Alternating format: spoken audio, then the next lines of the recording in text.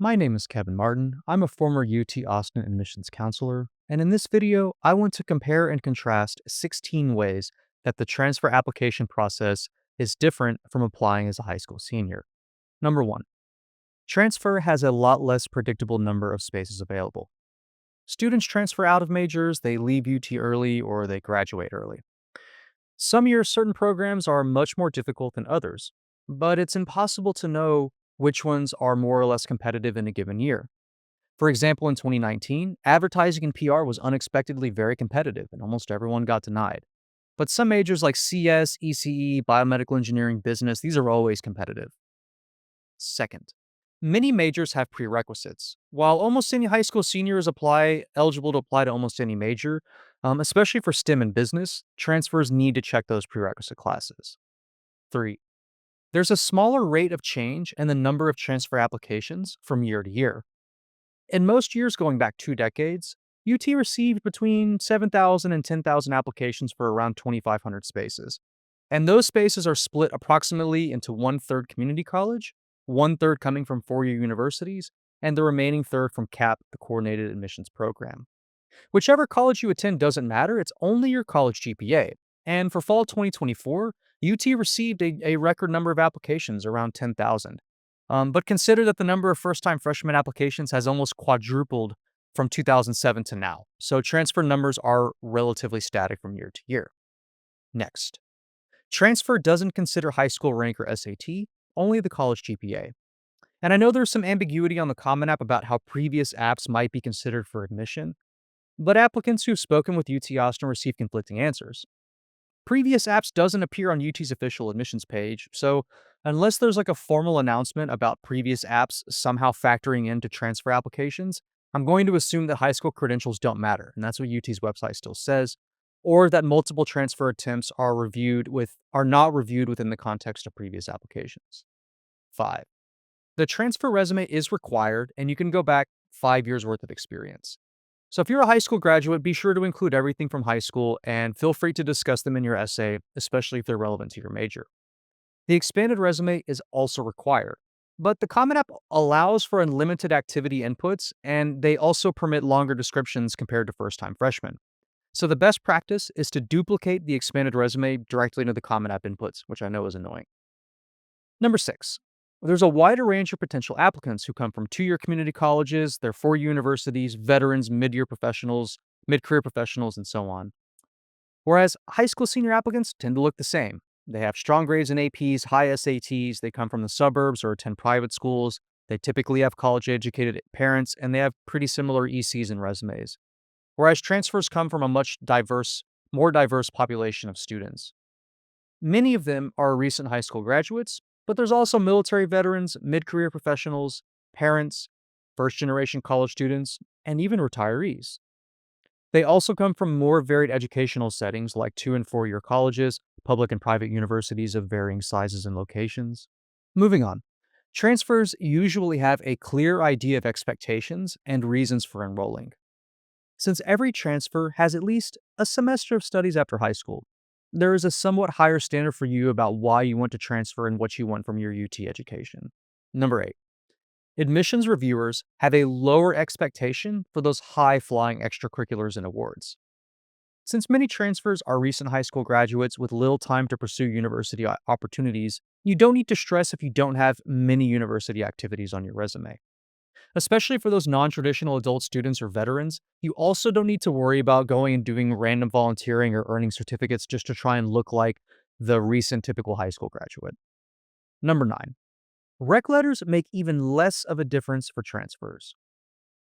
I argue in my second book, Surviving the College Admissions Madness, and I've talked about it in other videos, about how rec letters are a waste of time. They're poorly written, they rarely provide new information, and they're impersonal. I estimate perhaps 1 in maybe 50 applications. Does a recommendation letter plausibly make a difference? And for transfers, they're even less important, partly because they're really difficult to get if you've been in college for only a semester, or it might feel awkward asking a professor at your current four-year university to help you leave their school. Most transfers simply don't submit letters, and when they do, they tend to be from work or internship supervisors or some other non academic reference. Next. The transfer application process requires only one essay rather than the many that you submitted as a high school senior. High school seniors to UT have the Common App essay they submit, two regular admissions supplements, and potentially honors program essays as well, which amounts to around 1,500 words worth of final submission content. Whereas the transfer process only allows for a single essay that's about 700 words. That constraint produces many indirect consequences for the content, style, and approach to the transfer essay. And I'll talk about this at length in future transfer essay and admissions videos. Number 11. The transfer essay style requires a stick to the facts approach versus the storytelling techniques you used in your high school senior essays. Since transfer only allows for that one essay, you must answer many specific questions about your reasons for transferring, and you must have a little literal analytical approach. Number 12. Transfer essays rarely benefit from conventional introductions, conclusions, or rhetorical devices.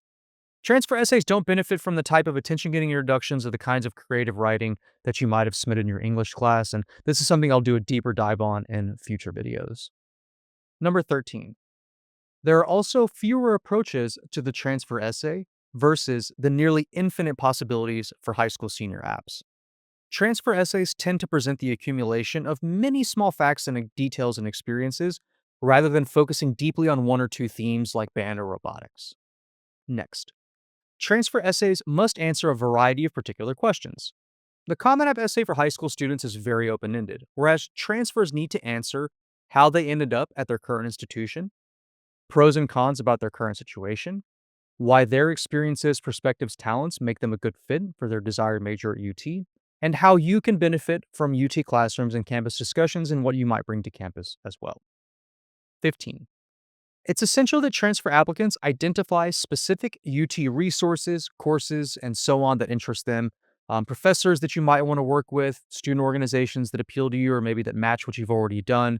Perhaps you've identified a study abroad that's specific to UT and may not be offered at your current institution. UT is also really good about minors and certificates, so you can talk about that. And finally, internship opportunities, especially located within proximity to Austin or the Dell Medical School and so on. And finally, for applicants at four universities, it helps, but it isn't necessary to identify UT opportunities that aren't present at your current school. For example, one transfer client a few years back who was applying for math wanted to focus on topology, which UT has a lot of professors and resource for, but the current institution did not. The final way that transfer and first-time freshman applications are different from one another is that transfer applicants have a compressed time frame with which to apply and also enroll. The high school senior process is spread out over almost a year from the end of junior year until May 1st of senior year, which is the enrollment deadline. So high school applicants have 4 to 5 months to apply, including an entire summer, another few months to wait for their decision, and then many weeks to decide their enrollment. But for transfers, you must begin and submit your applications usually in January and February, and then you'll receive your application admissions decision by mid to late June. So it's a very quick turnaround time to unenroll from your current institution, to move cities, find accommodation in Austin, register for summer orientation, and enroll in classes. So be wary of that compressed timeline when you're applying for transfer. Again, I'm Kevin Martin. I hope that you enjoyed this video. The easiest way to contact me is by email at kevin@texadmissions.com, and to complete the questionnaire in the information section of this video to receive a free transfer admissions consultation by email. Thanks, and I hope you have a great day.